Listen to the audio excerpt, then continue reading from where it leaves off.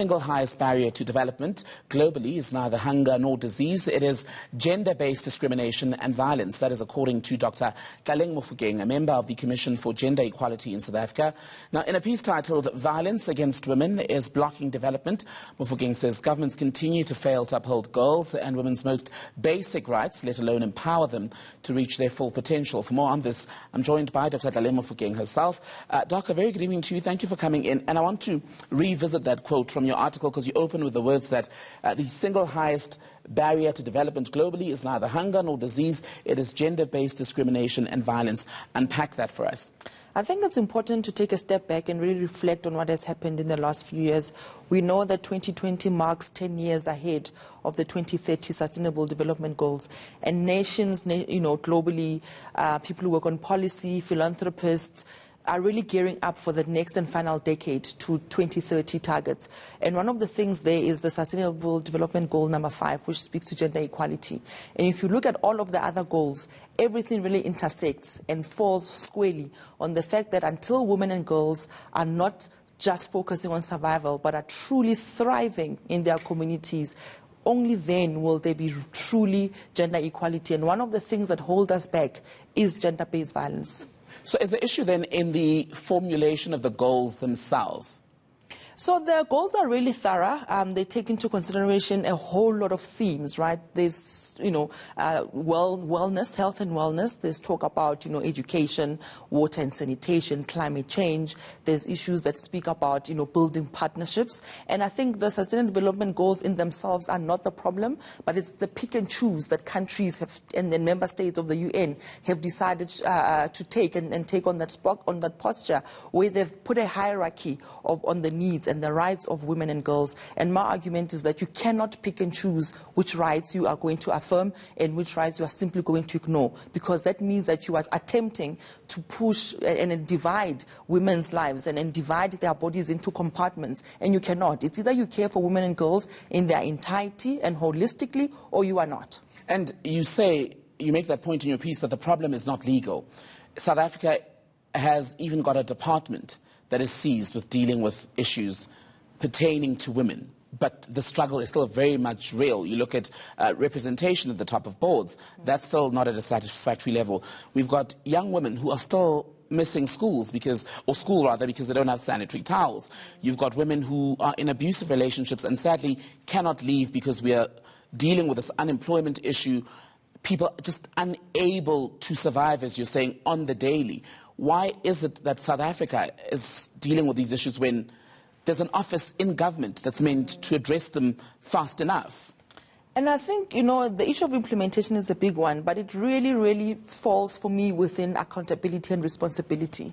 A lot of the times, if you look at what fails in terms of programs, is the fact that even with what the policy offers, right, in terms of rights, those rights cannot be translated into access. If you have rights in the Constitution, which we all have, until you can literally quantify and access those rights and make them come to life, whether it's safety and security, the right to fair trade and safe working spaces, bodily autonomy and dignity, unless as a citizen you can literally wake up every day and realize those rights, which should be made with services, right? You are always going to feel uncared for and always marginalized. And the problem with South Africa is not necessarily always policy. If we truly implemented the policies that we have and not come up with another policy, we'll still be further than we are right now. It's simply an issue of policy that isn't truly inclusive, but even in implementation, we are not centering the right people. We continue to criminalize poverty in South Africa.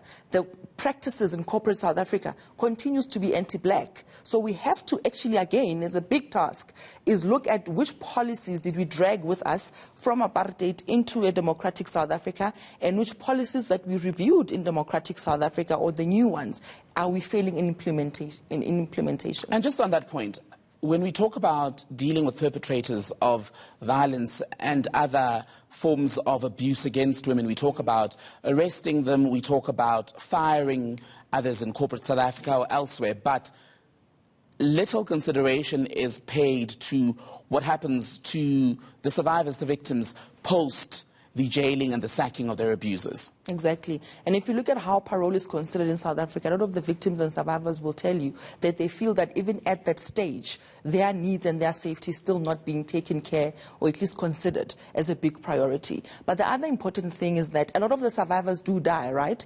And we have, in South Africa, a very good range in terms of counting deaths. But no one is able to quantify for us still, right? Everyone is counting the economic cost of gender-based violence. But we are still to understand the lifelong trauma that even a harassment, a street harassment, can have on someone, let alone physical violation such as rape. And the violent nature of crime in South Africa means that those who are differently abled are still further marginalized. Those who can't hear or see are still further marginalized.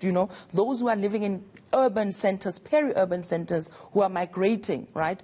Even undocumented South Africans, by the way, are falling victim to the xenophobia that we have. So it's really a multi-sectoral and interdepartmental responses that we require. And for as long as we fail to work together interdepartmentally, we are still going to fall short. And I mean, even the report today that the Commission for Gender Equality launched on forced sterilization is one other example that even healthcare workers with the right policy and the right documentations for informed consent still fall short, even with all of those in place. It tells you about accountability. People are getting away. It's a broken system. People know that they can get away with things and they will get protected by either missing files. Files go missing everywhere, in courts, in police stations, and as we've learned today with the report, even in hospitals, files are going missing as a way to circumvent accountability. And what accountability is there when you've got these HIV-positive women who, at least from the sampled 15 hospitals by the Commission, we know had to endure forced sterilization. But files, as you say, are missing. So no one can track down the particular nurse, the particular doctor who did this to them, and they evade accountability. So that also speaks to how we are, at this point, unable to restore faith among women. Exactly. That there's a caring system that looks out for their interests. Yeah, and I think the uncaring system has made itself evident all the way from when the complaint was raised up until the launch. None of the departments in the province and nationally of health have really been forthcoming and being true participants in this report to really say, look, something terrible is happening on our watch, and this will not happen no more and no further. Yet we come with a constitution that guarantees everybody equality, dignity, by the way, basic health care, including reproductive health. And there is a very nuanced understanding of what's happening here with the forced sterilization. It is a black women issue. It is gendered. It is racialized. There's also class issues there, right? But These it's are also poor women who rely poverty on public health. Exactly. And I still maintain that when the system fails those grouping of people with those types of intersections, they cannot outsource their public health service needs to private care. I'm in trouble with my producer because we have to wrap, but I want to get your thoughts on something else, because in just preparing for this conversation, I was thinking to myself, even the fact that we need to qualify the need to develop women and assist them and make sure that they are protected as an argument that relates to the development of countries is in itself a clear idea of what the problem is, because if we're not seeing women as people who should just have access to opportunities and dignity and rights, that we even have to go this far to qualify why they should, points to the problem. It does, and that's why I make a specific argument on thriving, because we've been stuck in survival mode and it's not working. And my argument is that women and girls have a right to thrive and not just be stuck in survival, because when the system fails, when the system breaks, when there's lack of accountability, that is in itself a form of violence, because the very demographic of the people we talk to do not have funds to sit and wait and outsource the services that should be afforded to them as per the Constitution. Dr. Tlaleng Mofokeng, now we have to wrap. Thank you so much for your time on Nightline. And